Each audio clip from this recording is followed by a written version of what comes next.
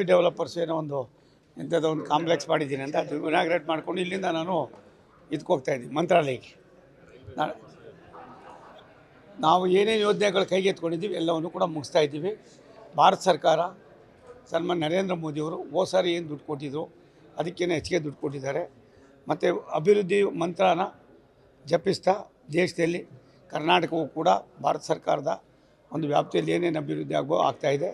ನನಗನ್ನಿಸ್ತದೆ ರಾಜ್ಯ ಸರ್ಕಾರ ನಮ್ಗೆ ಇನ್ನೂ ಜಾಸ್ತಿ ಸಹಾಯ ಮಾಡಿ ಜಾಗ ಕೊಟ್ಟರೆ ಎಲ್ಲೆಲ್ಲಿಗೆ ಲೈನ್ಗಳು ಬೇಕೋ ಎಲ್ಲವನ್ನು ಕೂಡ ಮಾಡ್ತಕ್ಕಂಥದ್ದಕ್ಕೆ ನಾವು ರೆಡಿ ಇದ್ದೀವಿ. ಹೋದ ಸಾರಿ ಬಡ್ಜೆಟ್ಗಿಂತ ಈ ಬಾರಿ ನಾವು ಹೋದ ಸಾರಿ 7,000 ಚಿಲ್ಲರೆ ಕೊಟ್ಟಿದ್ವಿ. ಈ ಸಾರಿ ಇನ್ನೂ 5,000 ಕೋಟಿ ಜಾಸ್ತಿ ಕೊಟ್ಟಿದ್ದೀವಿ, 500 ಕೋಟಿ. ಹಾಗಾಗಿ ನನಗನ್ನಿಸ್ತದೆ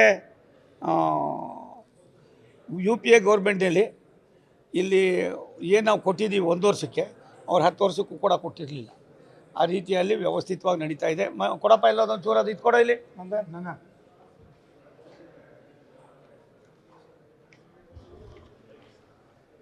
2013-14 ಯು ಪಿ ಐ ಇದ್ದಾಗ 830 ಕೋಟಿ ಕೊಡ್ತಾಯಿದ್ರು. ನಮ್ಮ ಗೌರ್ಮೆಂಟ್ನಲ್ಲಿ 7,564 ಕೋಟಿ ಕೊಟ್ಟಿದ್ದೀವಿ. ಹೋದ ಸಾರಿ 7,561 ಕೋಟಿ, 3 ಕೋಟಿ ಈ ಸಾರಿ ಜಾಸ್ತಿ ಮಾಡಿದ್ದೀವಿ. ಅದಕ್ಕಿಂತ ಹೆಚ್ಚಾಗಿ ಏನು ನಮ್ಮದು ರಾಷ್ಟ್ರದ ಬಡ್ಜೆಟು 2,65,000 ಕೋಟಿ. ಹಾಗಾಗಿ ಸಾಕಷ್ಟು ಯೋಜನೆಗಳನ್ನು ಮಾಡ್ತಾಯಿದ್ದೀವಿ. ವಿಶೇಷವಾಗಿ ನಾವು ಇವತ್ತು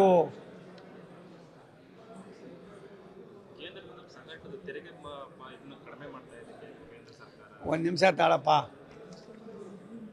ಮಾತಾಡೋದಕ್ಕೆ ಏನೂ ಇಲ್ಲ. ಸಿದ್ದರಾಮಯ್ಯ ಸಾಹೇಬರಿಗೆ ಏನು ಮಾಡ್ತಾಯಿದೆ ಅಂಕಿಅಂಶಗಳನ್ನು ನೋಡಿಕೊಂಡು ನಿಜವಾಗ್ಲೂ ಕೂಡ ಪ್ರಾಮಾಣಿಕವಾಗಿ ಮಾತಾಡಬೇಕಾಗ್ತದೆ. ಚರ್ಚೆ ನಡೀತದೆ. ಅವತ್ತಿನ ಅನುಗುಣವಾಗಿ ಏನೇನು ನಡೀತದೋ ಸಂಪನ್ಮೂಲಗಳು, ಆ ಸಂಪನ್ಮೂಲವನ್ನು ಯಾವ ರೀತಿ ನಾವು ಕ್ರೋಢೀಕರಿಸಬೇಕು, ಅದನ್ನು ಮತ್ತೆ ವಿನಿಯೋಗ ಮಾಡಬೇಕು.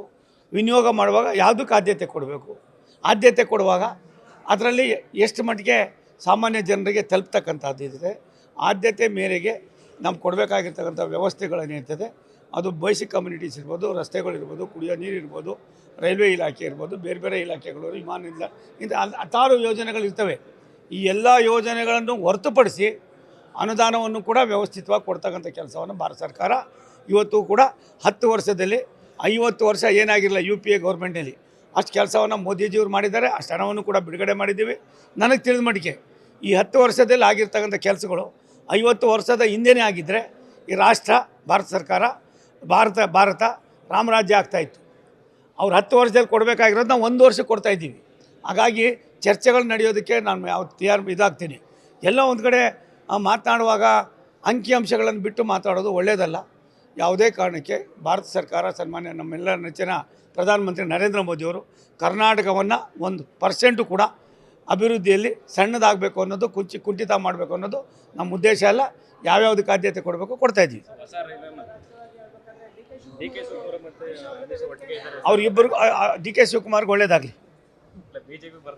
ಡಿ ಕೆ ಶಿವಕುಮಾರ್ಗೆ ಒಳ್ಳೇದಾಗಲಿ.